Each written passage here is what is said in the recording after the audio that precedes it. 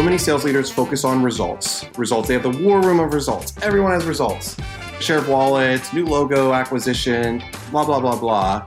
That's the symptom of whatever the team did. It's to a T what you described.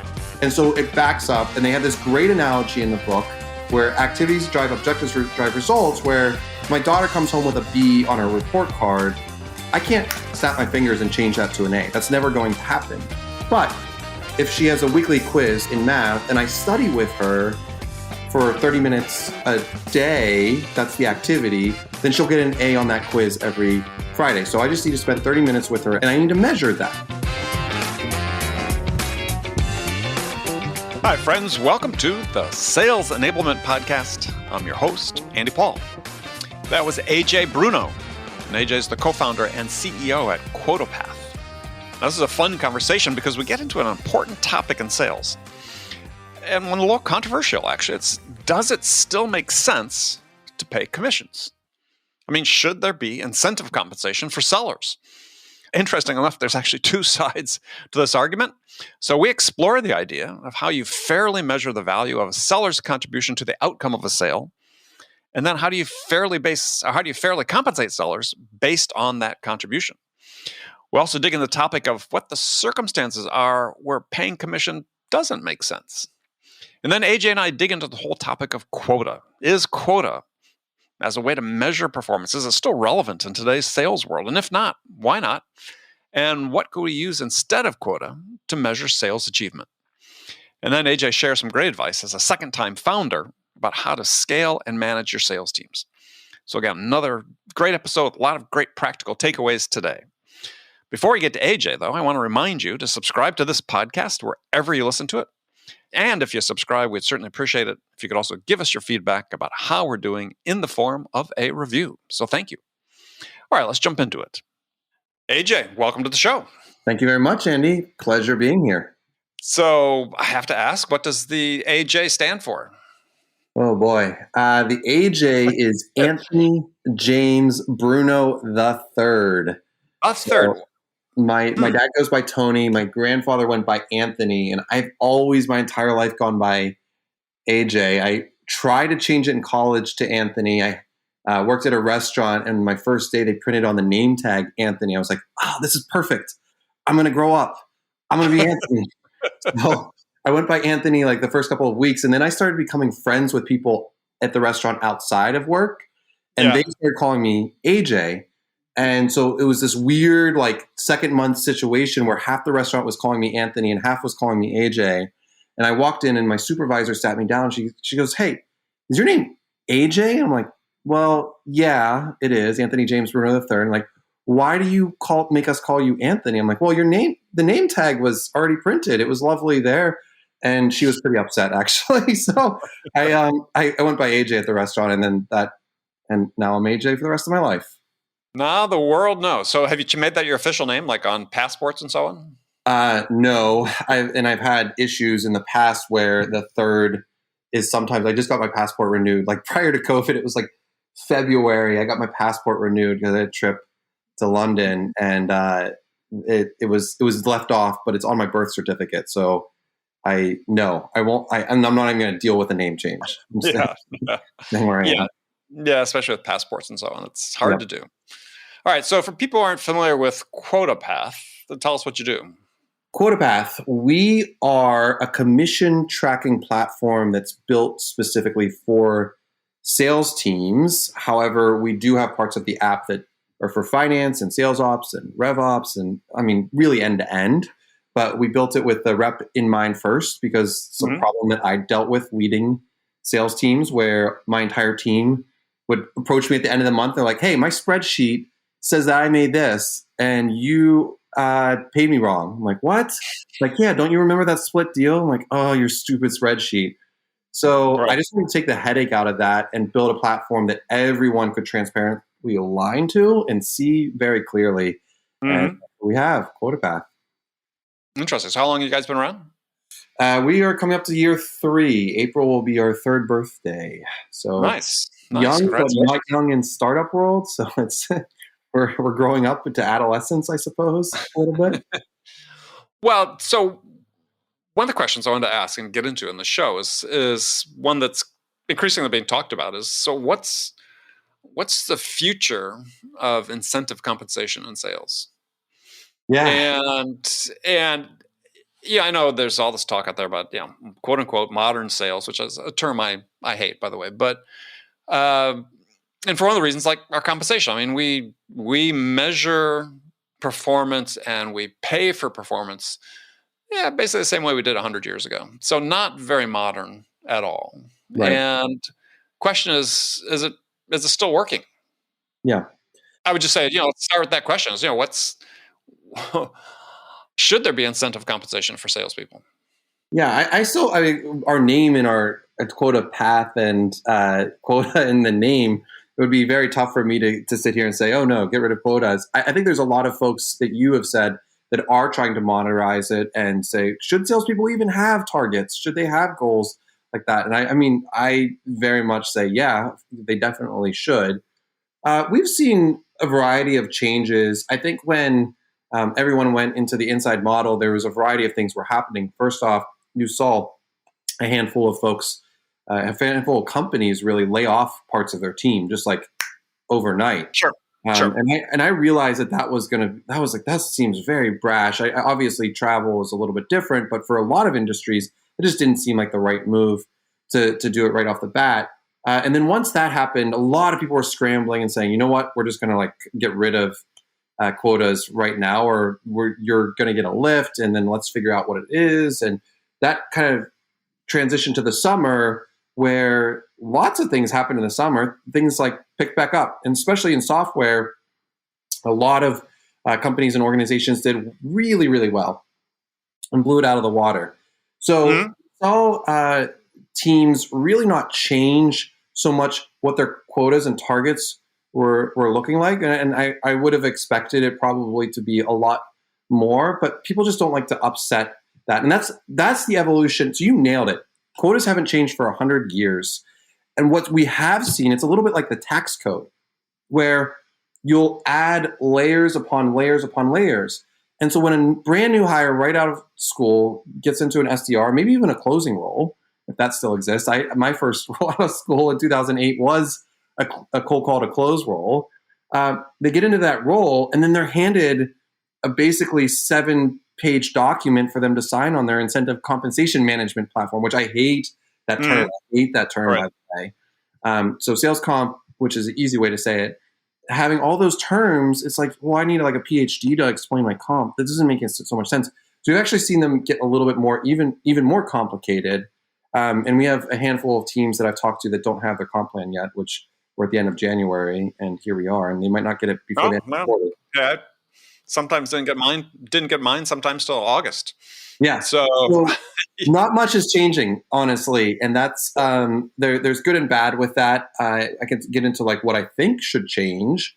Well, yeah, let's get into that, because I mean, first of all, let's frame the discussion, because I think there are circumstances where commission makes sense. Right. Someplace where you could, or maybe we should start where perhaps it doesn't make sense. Is that, I'm a big believer that if sales really is a team sport in a company, and you're selling me a complex technical product, and lots of people play a role in getting the deal across the finish line: sales engineering itself, customers support, sales ops, whatever. Yeah, how do you disproportionately pay out more of the reward to the salesperson in that environment than the other people, right? So this is where it becomes a little bit of a math problem in that regard, because I'll back up and give my history on this really quickly. So QuotaPath is my second company I founded. Mm-hmm. The first company was TrendKite in Austin, Texas, and it was it was PR attribution. So if you were written about Wall Street Journal, New York Times, we could identify and quantify the ROI on it. And we were very B2B sales heavy. So I ran that team. It grew to about 120 folks, account managers, SDR, all the way through. And the thing that I always thought about with it was that customer journey piece of it, and how do you comp along the way? We didn't have SDRs to start with. I kept it really, really, really simple. It was done on bookings. It was 10% bookings. You got $1,000 bonus if you hit your monthly target of 25,000 in new bookings, and you got a $1,000 bonus if you hit your quarterly of 75K. We were monthly sales cycles, so monthly quotas. Super straightforward. Well, a couple things started to happen. The company grew and scaled, so adding roles and inbound demos, marketing, of course. Right. And then we also started to get more mature with our metrics. And one of those metrics became MRR, so monthly recurring revenue. And so the team then wanted to switch to MRR. And I was fine with that, but they wanted me to switch to MRR first and the rest of the team to be on bookings to kind of test this out, because I would take on the financial plan number of the MRR number. It's like, fine. And then halfway through this, we switched to ARR. So it was like, well, now I'm just going to confuse my team even more. But what ended up happening was like, once we got to ARR, I gave my sales managers ARR comp plans, and I really pushed hard to get the entire team to switch to ARR. But the board level, our VP of finance didn't want to do that. They didn't want to upset anything. Like, well, now we have my management team working against my individual contributors on metrics, because the individual contributor is going to come to me and want to get a 2-year deal done, discounted at like 20% for a $20,000 booking number. And meanwhile, the ARR number is going to be $10,000 instead of the $12,000 that they would get for a 1-year contract. So it became kind of this nightmarish situation where I learned very quickly then that, oh, wait a second, alignment and simplicity and getting the board and the sales team on the same page. So the science of sales and the art of sales on the same page and aligned on the same comp plan is really critically important. And unfortunately, a lot of companies don't have the opportunity to have that because they bring in a new VP of sales leader, CFO comes in, new board member. All of these people have inputs to the alignment of a sales comp plan, and that causes issue. I definitely think that the comp plan, if you have a strong enough sales leader, really does hinge on the VP of sales to get all those inputs. They should act like a product leader in that regard, take the inputs, and then present to the CEO, to the board, to get something signed off on. Right, but instead of focusing on the process part of it, though, is I want to focus on this idea, as I said before, is does it still make sense, right? Because the whole goal of incentive compensation is to incent more production. Sure. Right? And it doesn't seem like it's doing that, right? I mean, if we look at the output, and I'll call the output productivity, let's say the dollars of revenue generated per hour of selling time by a rep today versus 20, 30, 40 plus years ago, I don't think it's any different, right? Yeah. It may even be less today. Yeah. So what then really is the value of the incentive if it's not achieving the goal of helping people achieve more, right? Give them the incentive to achieve more. And that's why I think that there are lots of conversations taking place. We had people on the show talk about before is it seems like the idea is just sort of fundamentally broken in many respects. It's an expectation, but when you look at what the value, and I gave that one example. If you have a complex deal, and I worked in a company years and decades ago, a startup that were selling very complex systems, denominated in the millions of dollars, and it was truly a team sale. Yeah, and I was running sales, and we didn't pay a commission to our sellers because when we looked at the value contribution to getting the deal, I said, across the finish line, they didn't play a bigger role than sales engineering or other people. Yeah. So you couldn't really justify saying, well, look, they still got nicely compensated, and they got participation in a bonus pool that everybody could sort of participate in, but it didn't make sense to pay commission in that respect. And I think there's lots of things like that out there where, we're just sort of mindlessly paying salespeople for a job that, they're not even doing all of it. Now, I could certainly see on the other end where you have something a little more transactional. The seller is very self-sufficient. They can basically execute from start to finish without a lot of resources coming from the rest of the company. Product sort of an off-the-shelf product. Hey, I think it makes a lot of sense there. But it's we're applying it uniformly across the board. And I said, if we want to be modern about it, it doesn't really seem to be very modern. I mean, I think you hit the nail on the head on the business model and what it looks like. You've had Scott Leese on the show, and he's a very transactional sales leader. And I think a lot of it is all about what is motivating that team in that moment. And it absolutely, on a day-to-day standpoint, because they see that number tick, there's absolutely results that show that type of commission plan setting and that type of environment makes sense. I have a little bit of a tweener experience where our average deal size were in the $12,000 to $20,000 range, and we ran different competitions and different spiffs every single month. And I was a big believer in the sales acceleration formula. So this actually talks to what you're talking about with Mark Roberge's, where he looks at the customer journey all the way through, and how do you incentivize across that. I really agree that if you're just putting together a comp plan because, well, that's just what sales teams do, then you're probably not looking at it correctly. However, if you're looking at the role and what that person does and their value contribution, and you're doing a little bit of experimenting and testing all the way, what you will find, because there's lots of studies on this, that sales folks that put down their goals, that write down their goals, will have a more productive outcome. The challenge is you can't replace those goal settings with just a comp plan. And I think that's the fundamental difference between the two. Well, but I also think, though, that some of those same studies, when they talk about the value of setting goals, is found that money is not the primary motivator. Right. Exactly. For most people in sales. Yep. And so, it's like we get people in there and then create these expectations where if it was expectation was set differently and saying, it's still a well-compensated position. Yep. But, there's a lot of other ways to find fulfillment in this job and in this role that aren't tied to money. You're 100% correct. And even more to that is there's two parts to that. Money is for salespeople even is not usually the reason people leave. It can be a catalyst. You can be fed up with it. Sure. But it's what you said. There's actually three things. It's the big picture of the company. Do I believe in what this company is doing? Mm-hmm. People that I work with, my peers, not just my boss. People quit bosses. That's one thing for sure. Right. But the people that I work with, the sales peers that I have on the team, and then am I learning and growing, and through curiosity. Right. And so you have those three things, you're going to be pretty happy. And money's kind of an aside to that. All of those three things.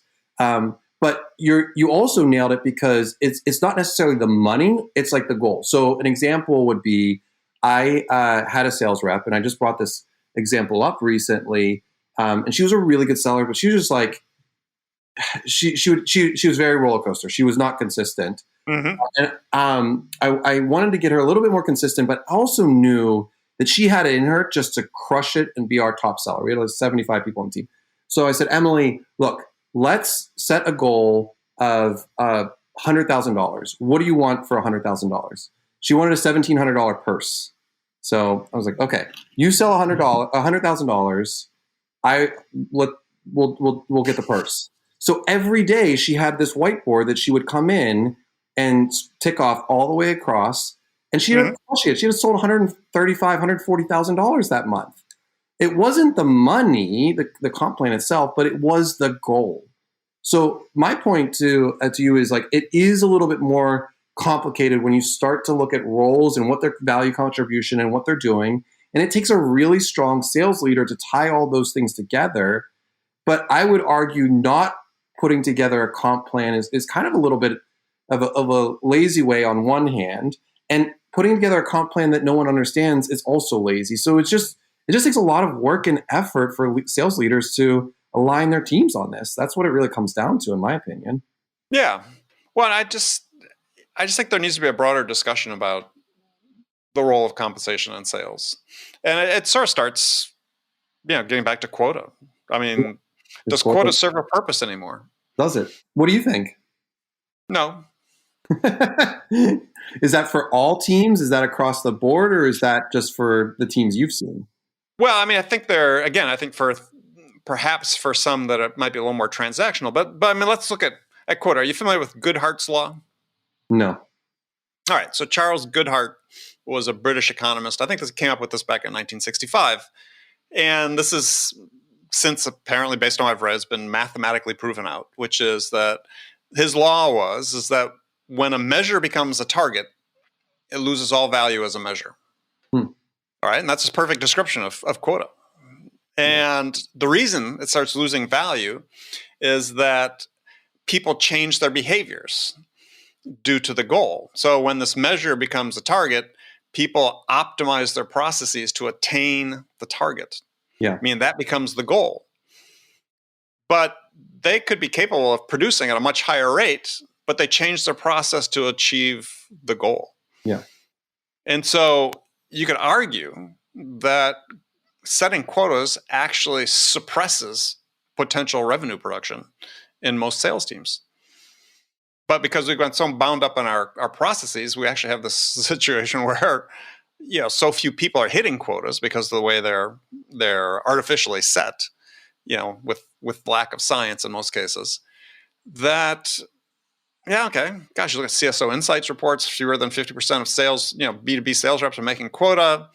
We know mathematically it's sort of a suppressant of productivity. Why do we still use it? Well, the measures becoming targets is a fascinating experience. I can only tell from my anecdotal personal experience on this outside of what it had, because I don't disagree with you on the 50% less than quota, but I would argue is less about what the target is and more about the company culture, the company team, the leadership, the hiring and recruiting practices, the onboarding and the training, versus what you set the target. Target just becomes missing targets become a symptom of a lot of different things, and those. Lot of things. But I will say that, I have a more of a transactional view of it in office of everyone's there on the last day of the month, and this is a part of it where you close 60% of your business on the last day of the month or 60% in the last 2 weeks of a quarter. Mm-hmm. Like that fits your model of like that's broken. That is broken. Mm-hmm. In a lot of ways, and the buyer experience. So let me actually stop here and say, well, my company very much tied to having to having targets, to having goals.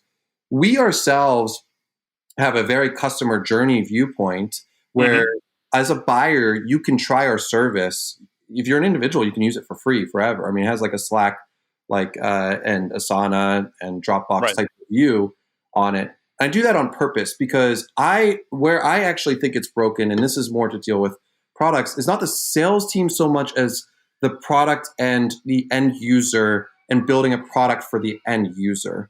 So what I actually think is broken in targets and quotas is that people push over the line, do the heroic sell, get contract signed, and throw it over the fence to the CS team, and then the customer churns out. And Trendkite had 20% churn. So we were miserable in this area. We had a great outcome, but churn was, and that was something that I learned was, you have to bring this as a sales team, you have to bring the customer pain into the sales world all the way through the life cycle of it.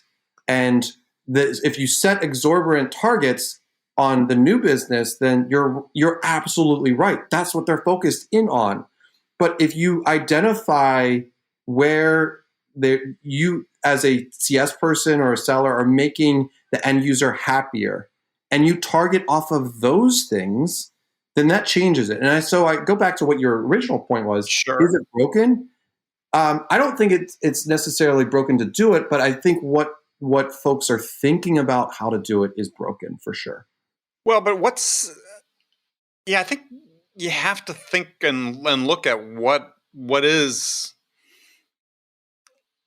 quota. I mean, ostensibly, quota is a measure of performance, and sales is supposed to be and sales management, let's say, sales leadership should be all about how do we improve individual performance. Sure. But if we denominate performance with the wrong measure and the wrong metric, it's like we start getting the situation we're in now where we're not really ever improving. So I'm fixated on this idea of productivity. And years and years ago, and productivity, using the classic definition of productivity, which is a rate of output per unit of input, not quantity of things that we do, and as is used in sales. So I manage teams where we we measured dollars of revenue generated per hour of sales time. Yeah. Did that work? Yeah. Yeah. Absolutely. And the reason it worked is that as a manager, you knew what was working, what was effective. I mean, I could have two sellers that both producing $1 million a year in revenue, but one was doing it in half the time. What we did is we tracked all the resources used by the company. So basically, people kept timesheets. Yeah. And so I knew, this guy may have used less than half of his own time, but he used 30% more resources from the rest of the company. He wasn't as self-sufficient. I love that. It's and great. So then you set up a situation where you say, okay, well, now we're not constrained by quotas anymore, because what I want this person to do, if they've got a certain productivity factor, yep, I can calculate the number of actual selling hours I anticipate they'll have during a year. And when I multiply that by the same factors, because these are all individualized factors for the rest of the team, now I've got a real idea of what the productive capacity of my sales team is. Yep. It's no longer quota times 10 people and I'll factor it by 80% because most of them won't make it. This is how these people produce. This is the real thing. And if I can scale that, so then what you start looking at, well, geez, how do we compensate in that type of environment? Well, for me, one of the ways you want to do that is say, I want to compensate my sellers on improving their productivity. Mm-hmm. Because if they can generate more dollars of revenue per hour of selling time, that means that they're taking responsibility for doing the things they need to do to improve their productivity. They're learning, they're engaging with new techniques, new skills. They're getting better at asking questions, whatever the dimension of the selling process is. Well, suddenly that starts making a lot of sense because the goal is individualized. The goal is, I need to improve what I'm doing today. And I've got a very specific way to measure it. And it's not based on some aggregate quota, but on my specific work. Yeah. That is the whole thesis of Cracking the Sales Management Code, which is a great book that. Yeah, I've had Jason on the show. Yeah. Oh, yeah, that's right. You did. So Jason and his co-authored it with, I forget her name, but they have this analogy which I absolutely love and I take with me, which is, okay, so many sales leaders focus on results. They have the war room of results. Everyone has results. Share of wallets, new logo acquisition, blah, blah, blah, blah. But that's the symptom of whatever the team did. It's to a T what you described. And so it backs up, and they have this great analogy in the book where activities drive objectives, drive results, where my daughter comes home with a B on her report card. I can't snap my fingers and change that to an A. That's never going to happen. But if she has a weekly report in math, or a weekly quiz, in math, and I study with her for 30 minutes a day, that's the activity, then she'll get an A on that quiz every Friday. So I just need to spend 30 minutes with her and I need to measure that. Because I'll just measure that. Mm-hmm. Which will drive objectives, which will drive results. Activities, objectives, results. I 100% buy into exactly how you're thinking about how that's thought about. And if you can quantify what that repeatable sales methodology is on productivity piece of it, you can start to see, okay, this is what an ideal seller will look like. This is what a challenger sales model, whatever model you do, Sandler, whatever you do, you take that and then you can bucket it.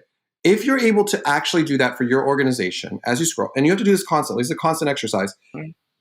I do believe the goal of the quota and the target is really to create that aligned methodology, that A to Z selling, so that that productive person that you had, if they go through these checklist items and this is how they sell, this is what their output will be at the end of any given period.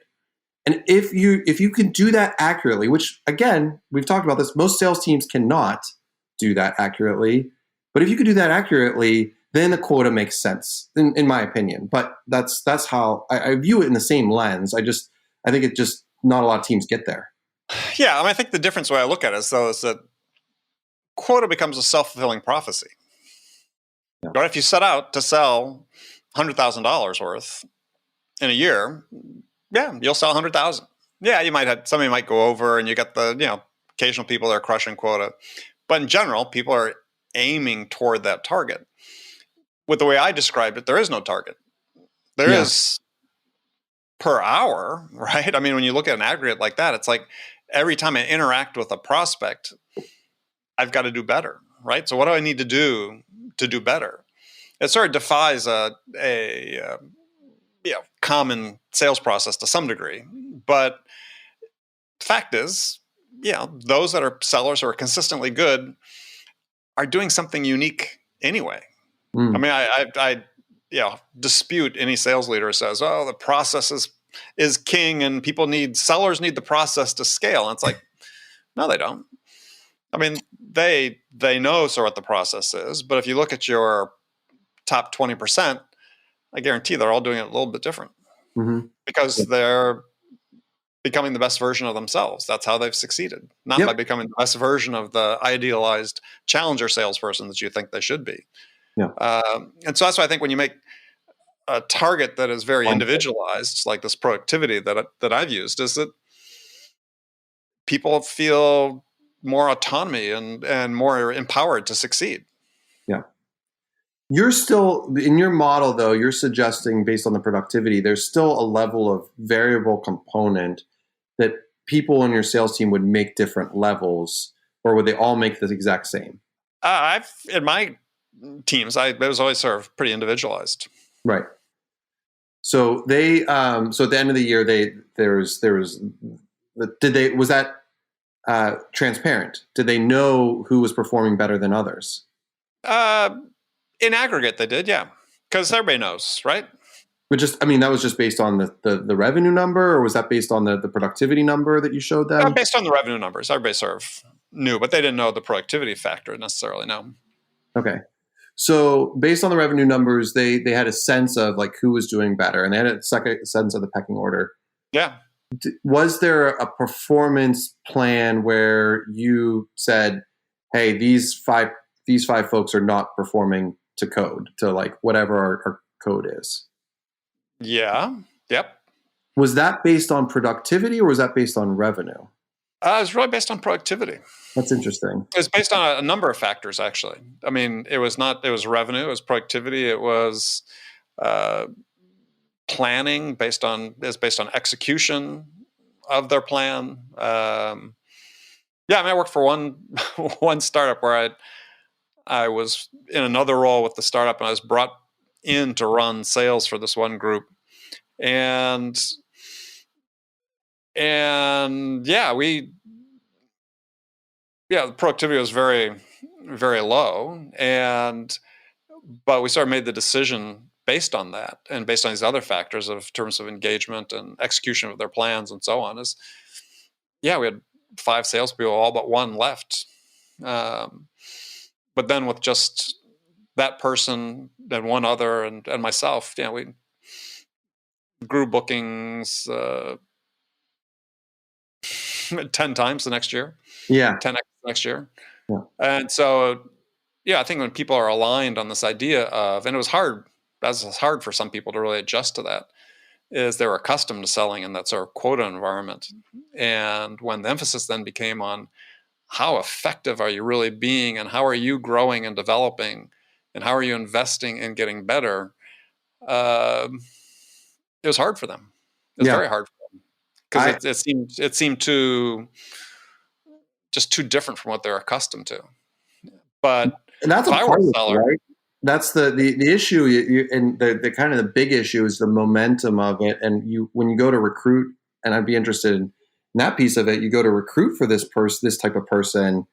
I mean, I would probably just start with like account managers or folks that are a little bit more. I hate to use this word, relationship builders in that regard, and obviously work ethic and agility and all the things you need for sellers probably comes into it, but the traditional seller wouldn't fit into that box then, for sure.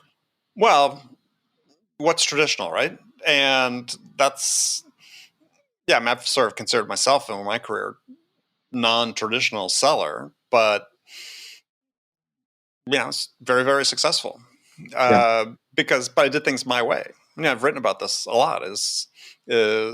I demanded the autonomy to develop the way that I wanted to develop.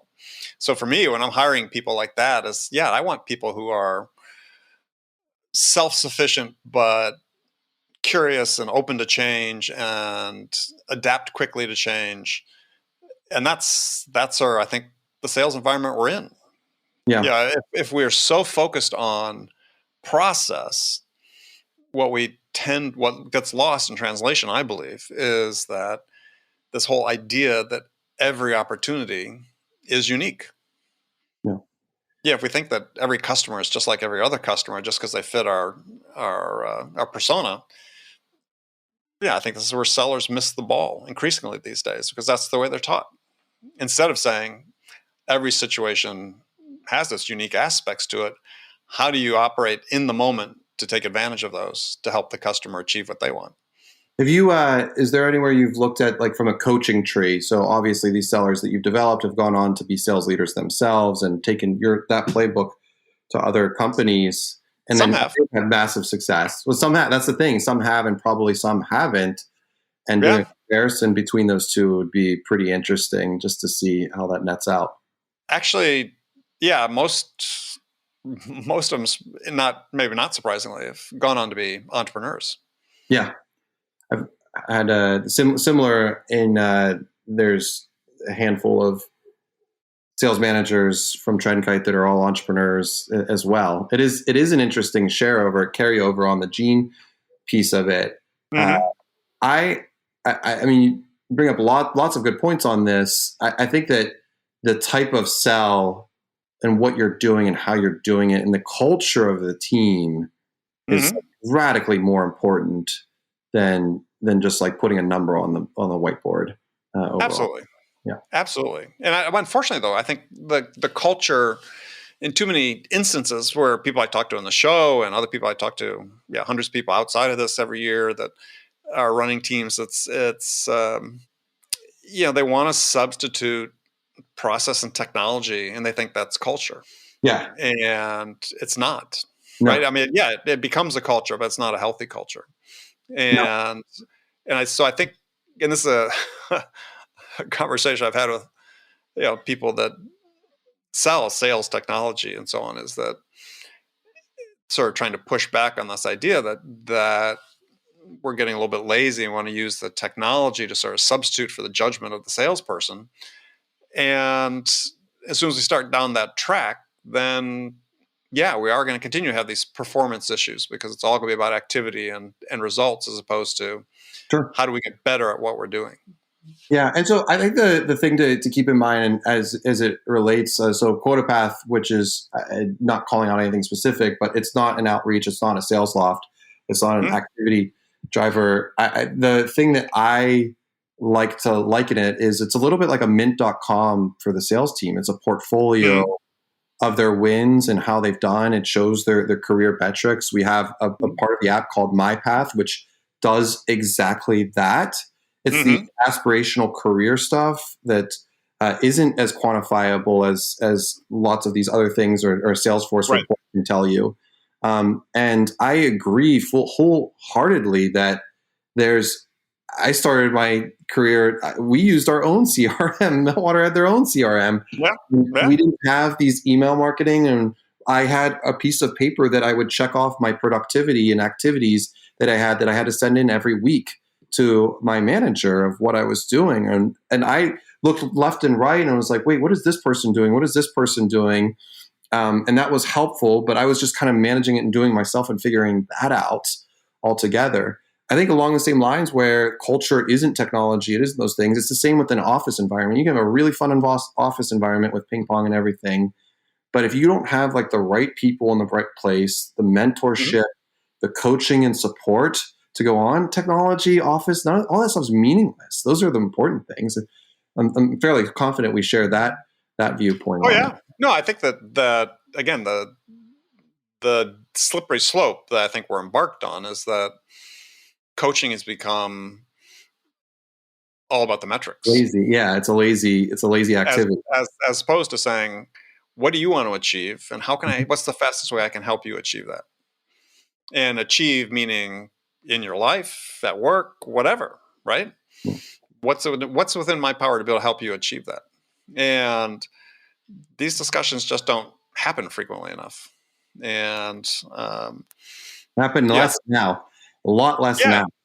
yeah. I think they happen less now, and I think that is this sort of loosely ties into what we're talking about today. Because if we want to have cultures that are focused on performance, and I think this is where we sort of miss the boat in sales and have. That's not new. This is not new. This has been the case, but it shouldn't be as much these days.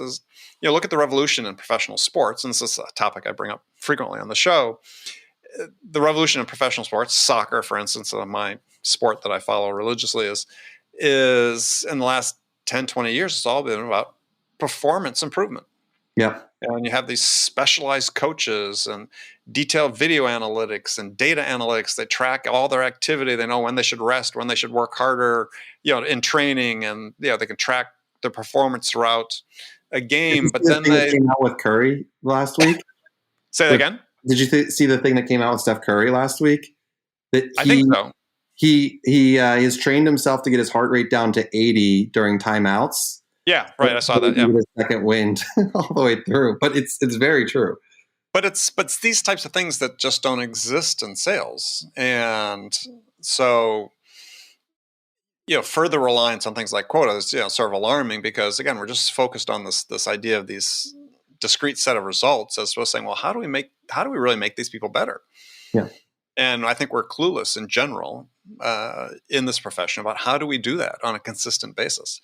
There are people that manage to do it themselves, whether they do. In my case, I did have a couple of mentors that were really key, but also I was immensely curious and reading books all the time and trying to learn anywhere I could and trying to learn from my experience. But we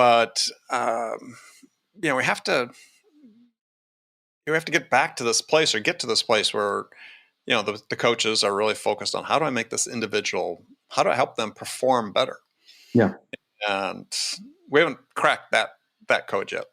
Do you think so? There's an easy kind of like glooming red button that I see in this, is that we typically make our best sellers coaches, and our best sellers are best sellers for a reason. And we harp on active listening. We harp on all of these things, but when you put then individual sellers into a sales manager, they don't take their own advice on how to sell in working with their team, which is listening to their team. So it's just one of those things where it's a catch-22 in some regard, where I've seen that happen all the time. I mean, I did all my one-on-ones walking. I was very clear on not distracting, and like wanted to make sure, which is why working inside is tough. So I think part of that is that we just have done a really bad job as, like, let's say VPs or sales leaders themselves, is cultivating those next line, frontline managers to do it. It's what you said. It's the reliance on technology. Well, absolutely. Well, I think it's a broader problem, and in my mind, and the broader problem is that we don't develop the managers, right? We don't have this emphasis on performance improvement. It's there are increasing number of books being written about performance improvement, and there's increasing science behind it. We don't train managers in how to do that, how to coach, improve performance. Yeah. We don't teach sales VPs. And so we promote people into these roles, and we assume since they have the role and the title that they know what to do. Mm-hmm. Yep. And they don't. And it's unfair to everybody up and down the chain to make these assumptions. And I like to sort of give the hypothetical question, which I'll ask you is we spend, figure I saw, is $20 billion a year on sales training in the United States, of which maybe 10% spent on training managers, maybe 5% spent on training sales managers. What if we flipped that ratio? What if we spent 90% of that $20 billion on training and coaching our sales bosses how to become performance coaches, performance improvement coaches, and gave them the tools and the skills to do that? We'd probably be much better off. Yeah. We'd probably have sellers perform at much higher levels when they had that type of support to help them grow. You asked the question at the beginning of this of like, what have we seen change about quotas and move? I actually will say, what will we see change post COVID and just what how sales teams performs is that middle level manager has become exposed in a lot of ways. They've now, when they've taken on their team, they could kind of hide when it's more of an office environment, but now it's like, sailors, wait, what is this manager doing again? And wait, how am I trying to make them successful? I've been spending so much time, and this is where you absolutely do nail it, so much time on that target that I haven't been able to focus on my team. So, because I'm always rushing to the next thing all the way through. And so that I have seen happen where a company that I know really well, I won't name names, but they fired I think there were 12 sales managers and they fired 6 of them. They just got rid of them over the summer. And they just realized that there was like not a lot of value add that those people, so it wasn't about the spend on technology or the value add of the individual contributor. It was about the value add of that middle level manager, frontline manager, not spending enough time with their team in actually helping and coaching them up. So I really agree with it. I don't know the answer to your question of what happens if you flip it.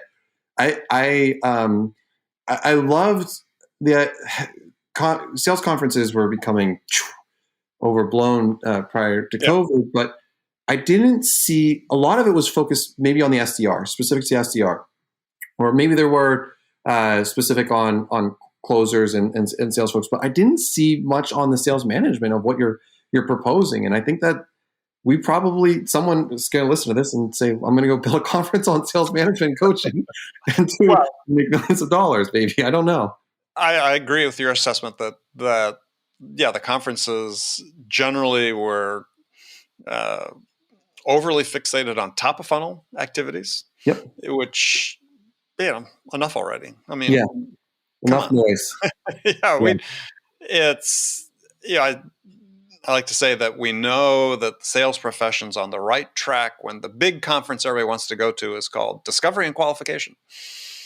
And we could have a conference just on that. And that would be way more productive than agree. Most important funnel. Yep.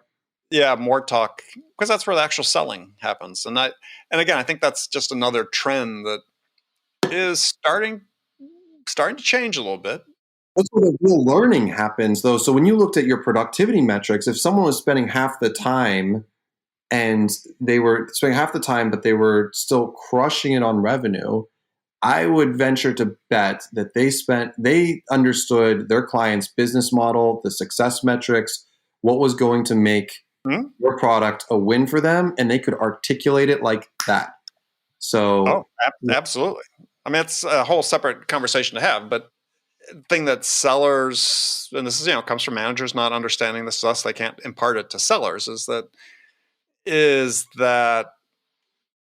and this has been researched, by a guy won a Nobel Prize based on this, is that basically people's goal in life, buyers' goal in life is to make a good decision quickly. Not the best decision, not the optimal decision. It was all based on Herbert Simon, and won Nobel Prize, wrote about this thing called bounded rationality and the constraints that people have on their decision making.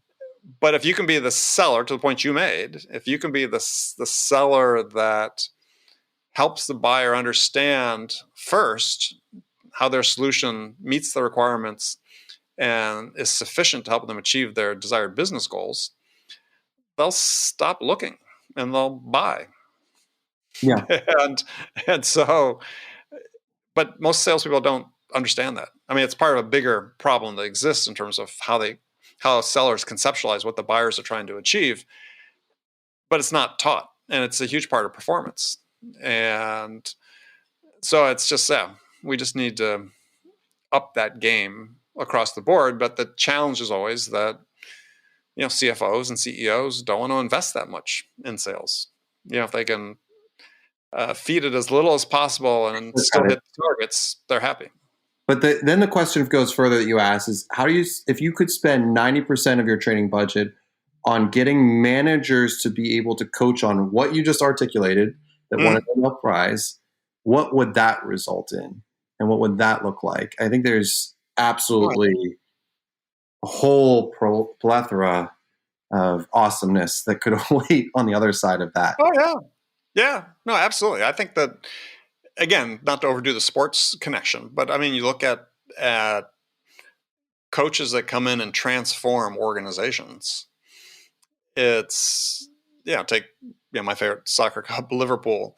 They focus on, they have an expression, they talk about this, we train the person before we train the football player, right? So they focus on how do we help this person become a good human being, which is so essential for sellers, right? In order to make connections with other human beings.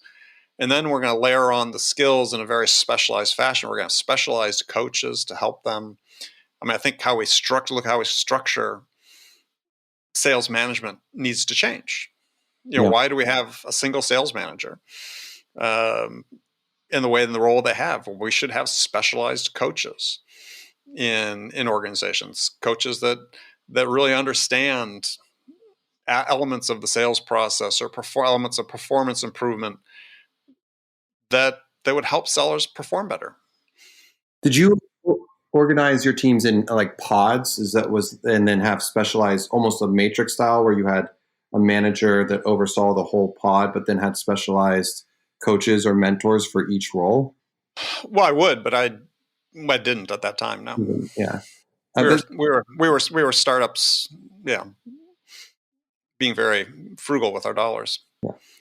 We are, that is actually where we're putting our money on the growth side. So I won't even call us the sales team, but on the growth side is on the pod. Like, I really feel strongly, I actually would pinpoint the CS onboarding role as our most critical role instead of sales or even account management. That's where the make or break is for lots of organizations. But I know for us, that first 30 days, so critical for our team. So we've done a lot of talking over the last year on the journey of like, okay, we're going to invest very heavily into making sure that role is successful, because then our customer will be successful. Right. But even there in the CS role is I know some companies are doing this, but I haven't seen enough of them do it to say it's a trend. Is, hey, who's providing,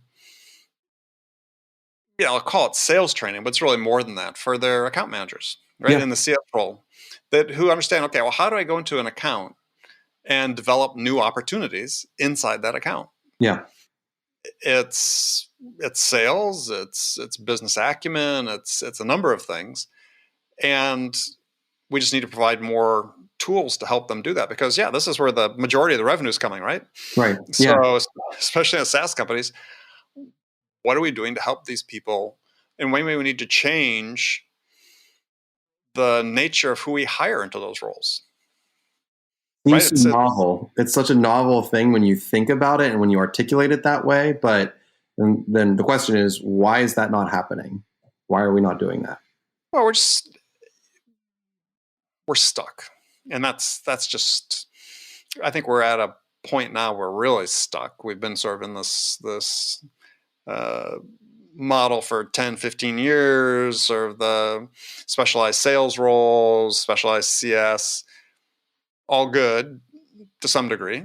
But we're now seeing an increasing number of companies saying, we got a little higher end, more complex product. That didn't really work for us. So we're switching, maybe we have more full cycle reps, or we were using some sort of ABM motion with teams or something. But it's not, we're migrating away from what we were doing before.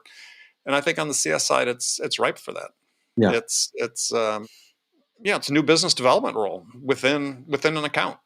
Yeah. That should be conceptualized that way. And then you'd say, oh, well, then we should be hiring a different level person for that.